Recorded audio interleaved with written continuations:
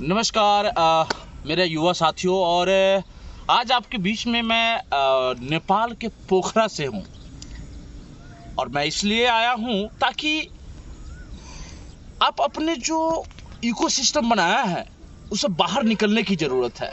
अरे टेंशन ज़िंदगी में तो ही है, आप टेंशन रखे ना रखे मरना तो निश्चित है। कितना टेंशन रखेंगे? कहा जाता है जितना चिंता करेंगे ना उतना ही चीता के नजदीक जाएंगे, है कि नहीं?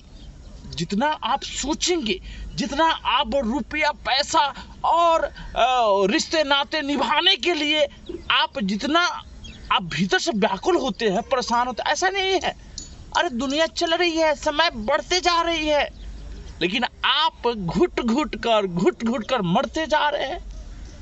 माना कि आपके जिंदगी में बड़े बड़े लक्ष्य निर्धारित किए हुए हैं, लेकिन उसको पाने के लिए इतनी बेचैनी नहीं, इतनी परेशानी नहीं। अरे जज्बा के साथ, डेडिकेशन के साथ, समर्पण के साथ आप उसको बनाते जाए, आगे बढ़ते जाए, तो आपकी टेंशन देखिए। अगर ज़्यादा एक्सपेक्टेशन करने की कोई ज़रूरत नहीं है, न खुद से, न अपने जानने पहचानने वाले और अपने मित्रों से। अक्सर क्या होता है ना कि जब हम किसी से आशा रखते हैं, अगर वो आशा पे खरा नहीं उतरता है तो क्या होता है, टेंशन क्रिएट हो जाता है। जैसे मैं खुद से, मैं एग्जाम देता हूँ या कोई काम करता हूँ और ये सोचता हूँ कि मेरे पास यह रिजल्ट आए, इतना रिजल्ट आ जाए।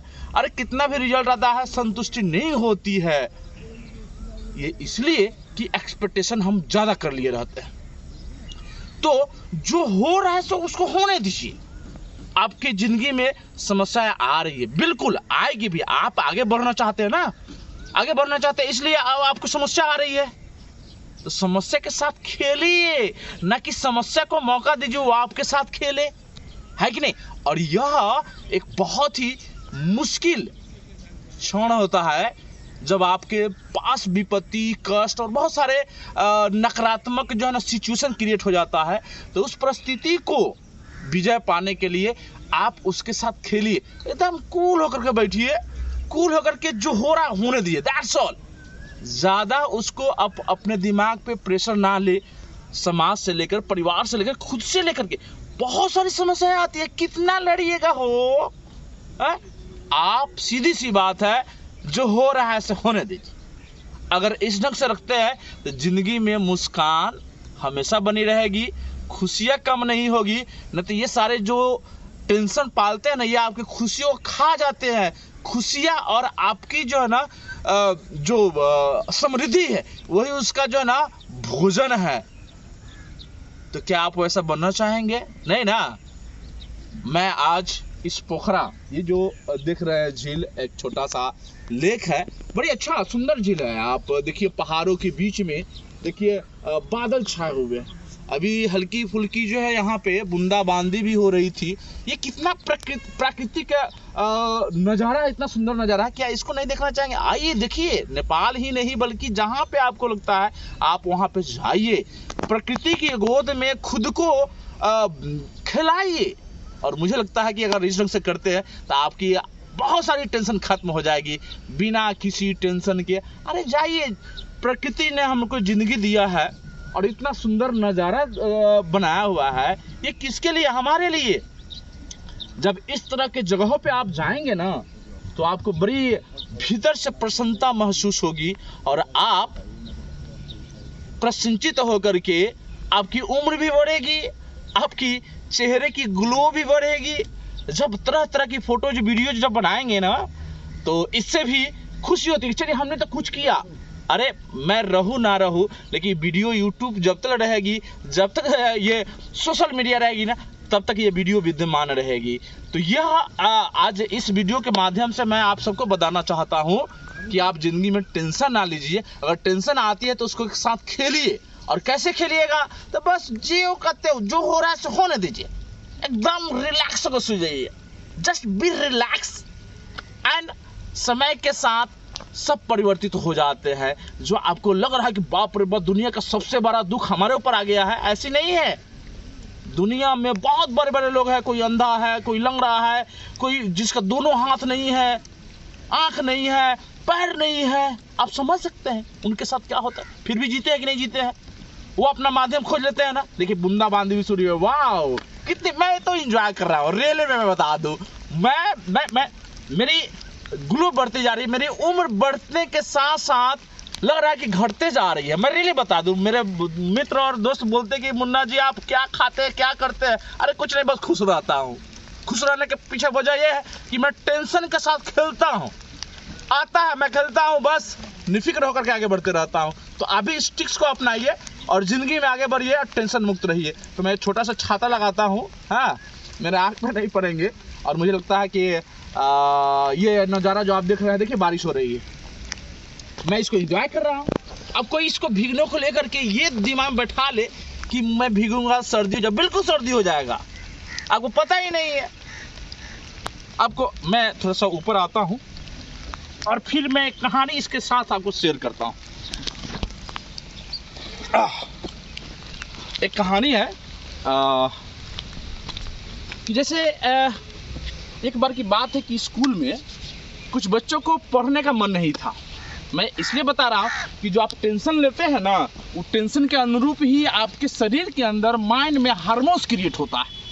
अगर खुशी महसूस करेंगे ना तो खुशी वाली हार्मोन्स आएंगे। टेंशन वाला अगर मूड रखेंगे तो टेंशन वाला हार्मोन्स क्रिएट होगा। तो आपके अगर ये देते हैं कि हाँ उसके कारण दुखी है, नहीं, खुद के कारण दुखी है।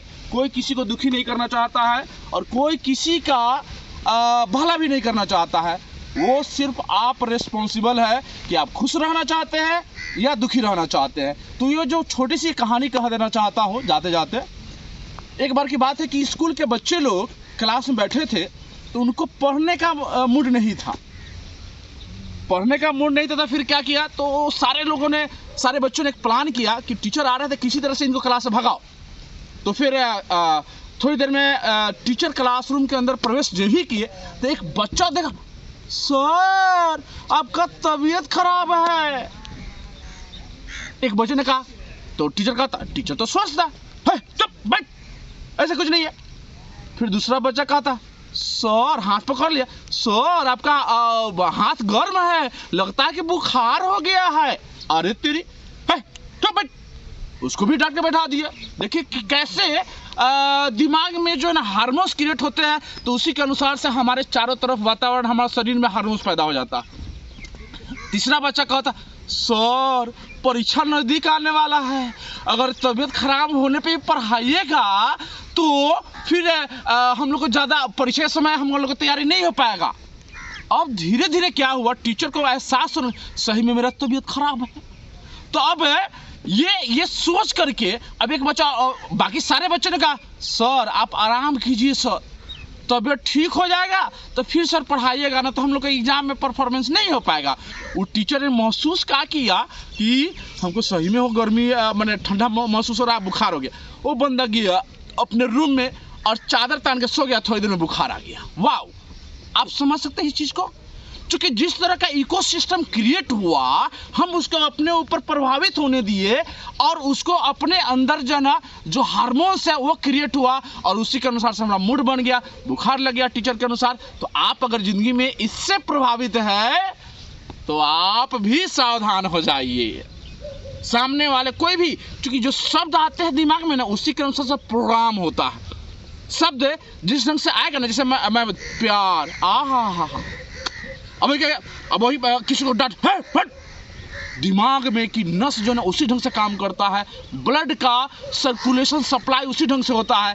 जब गुस्सा होता है ना, कहा जाता है कि 42 नस काम करते हैं। गुस्सा होता है, देखिए किसी का चेहरा लाल हो जाता है और खुश रहता है तो देखिए चेहरे में कितना ग्लो रहता है। हाँ, देख सकते हैं ना। यस, तो आप अपने चारों तरफ का जो इकोसिस्टम है खुद ही बनाए, किसी चीज को प्रभावित नहीं होने दे और टेंशन एकदम ना ले, है कि नहीं? जस्ट बिंदास जिए, पोस्ट दीजिए, फोटो लीजिए, वीडियो कीजिए, जो मर्जी कीजिए, लेकिन टेंशन मत लीजिए। थैंक यू सो मच, बहुत बहुत धन्यवाद, मिलते हैं अगली बार।